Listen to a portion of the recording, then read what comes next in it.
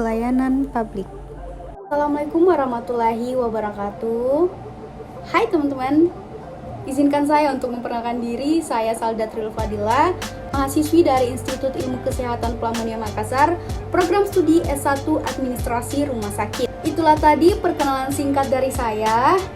Baiklah, kita langsung masuk kepada inti pembahasan. Inti dari pembahasan kali ini, kita akan membahas tentang pelayanan publik. Apa sih itu pelayanan publik? Untuk menjawab pertanyaan sebelumnya, mari kita lihat slide berikut ini. Nah, itulah tadi definisi dari pelayanan publik berdasarkan Undang-Undang Nomor 25 Tahun 2009 tentang pelayanan publik. Mungkin teman-teman sudah bisa menggambarkan bagaimana pelayanan publik itu melalui definisi tadi yang telah disampaikan. Nah, melihat dari definisi tadi, kita bisa menggambarkan bahwasanya pelayanan publik itu merupakan rangkaian kegiatan yang diberikan kepada masyarakat atau warga penduduk yang membutuhkan pelayanan tersebut. Nah, berlandaskan dan berasaskan undang-undang dan aturan yang telah ditetapkan. Jadi pelayanan publik itu sudah diatur dalam undang-undang. Jadi kita nggak boleh memberikan sebuah pelayanan yang semata-mata merugikan orang yang membutuhkan pelayanan tersebut. Oke, kita lanjut setelah membahas tentang definisi dari pelayanan publik. Mari kita membahas tentang tujuan dari pelayanan publik itu sendiri. Kita lihat slide ini ya.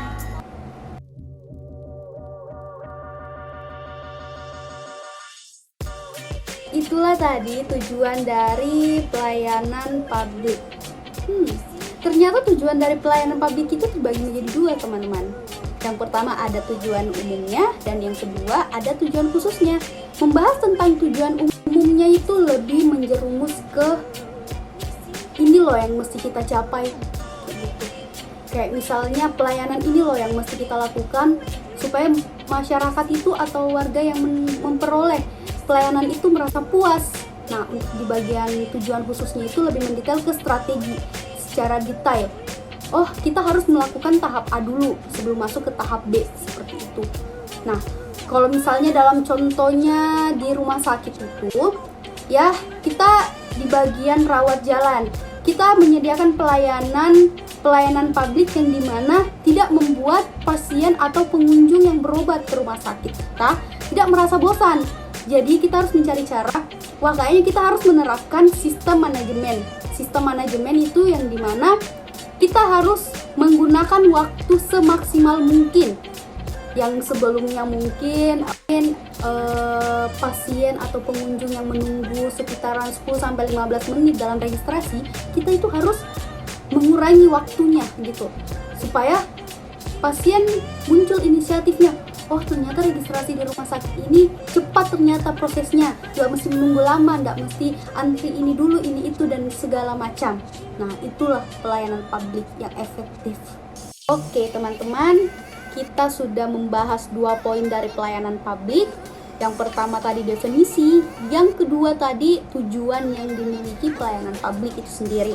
Nah, kemudian poin ketiga ini kita akan membahas tentang karakteristik dari pelayanan publik itu. Mari kita lihat slide berikut.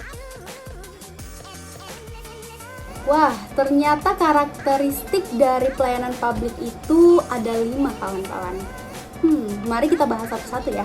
Poin pertama dalam karakteristik pelayanan publik yaitu memiliki dasar hukum yang jelas dalam penyelenggaraannya. Tentu, pelayanan publik sudah memiliki undang-undangnya sendiri, yaitu Undang-Undang Nomor 25 Tahun 2009 tentang pelayanan publik. Di dalam undang-undang itu sudah mengatur bagaimana pelayanan publik itu diterapkan dalam sebuah organisasi. Nah, apabila terjadi kesalahan, tentu ada sanksi yang didapat. Apalagi kita tidak mengikuti aturan-aturan yang berada dalam undang-undang tersebut. Next, poin kedua dari karakteristik pelayanan publik yaitu memiliki kelompok kepentingan yang luas, termasuk kelompok sasaran yang ingin dicapai. Maksud dari karakteristik ini yaitu kelompok kepentingan yang luas itu termasuk jajaran-jajaran yang bertanggung jawab dalam pelaksanaan pelayanan publik yang disediakan. Nah, kemudian di bagian kelompok sasaran yang dicapai, kepada siapa pelayanan publik ini kita sediakan. Salah satu contohnya yaitu misalnya di rumah sakit. Di rumah sakit itu ada instalasi gawat darurat yang dimana pihak rumah sakit menyediakan instalasi gawat darurat itu untuk targetnya, yaitu targetnya pasien yang datang dalam keadaan atau kondisi kritis yang langsung dapat ditangani oleh dokter maupun tenaga kesehatan yang bertugas dalam instalasi gawat darurat tersebut. Selanjutnya karakteristik poin ketiga, yang dimana memiliki tujuan sosial. Maksud dari karakteristik ini, tujuan sosial itu tujuan yang menyeluruh, bukan tujuan untuk kepentingan diri kita sendiri. Nah, untuk karakteristik yang keempat yaitu dituntut untuk akuntabel kepada publik. Maksud dari akuntabel itu lebih bertanggung jawab kepada publik. Apa yang kita lakukan itu yang harus kita pertanggungjawabkan ke depannya.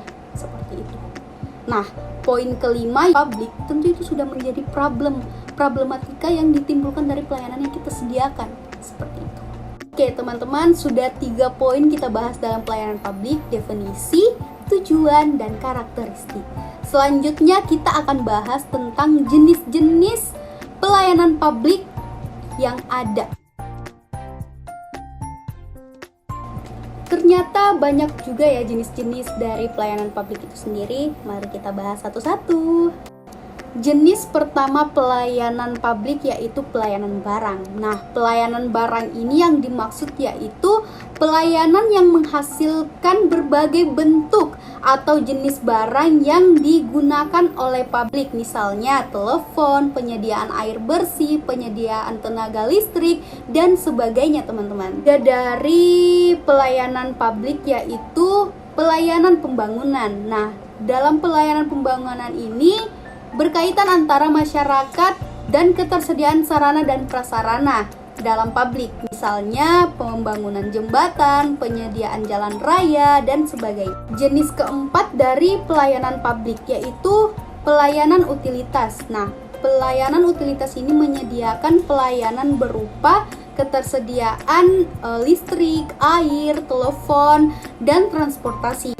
Terus poin kelima dari jenis pelayanan publik yaitu pelayanan kebutuhan pokok yang dimana mencakup tentang ketersediaan beras, gula, minyak, gas, tekstil, dan perumahan yang murah untuk masyarakat. Jenis keenam dari pelayanan publik yaitu pelayanan kemasyarakatan. Yang dimaksud dalam pelayanan kemasyarakatan ini yaitu penyediaan ketenaga kerjaan, penyediaan pendidikan, penyediaan fasilitas kesehatan seperti rumah sakit, puskesmas, dan sebagainya. Oke teman-teman, tadi kita sudah bahas tentang definisi, tujuan, karakteristik, hingga ke jenis-jenis pelayanan publik. Muncul pertanyaan, mengapa pelayanan publik itu wajib diterapkan? Kita lihat jawabannya di slide berikut. Mengapa pelayanan publik wajib diterapkan? Karena pelayanan publik menjadi sebuah tanggung jawab utama pemerintah kepada masyarakat, baik pelayanan dalam bentuk administrasi publik, jasa publik, maupun barang publik sebagaimana yang telah diatur dalam pasal 1 Undang-Undang Nomor 25 Tahun 2009 tentang pelayanan publik. Oke teman-teman, mungkin sekian pembahasan kita tentang pelayanan publik. Semoga ilmu ini dapat bermanfaat bagi kita semua ya.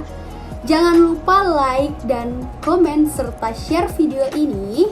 Saya Saldatul Fadilah, sekian dan terima kasih. Wassalamualaikum warahmatullahi wabarakatuh.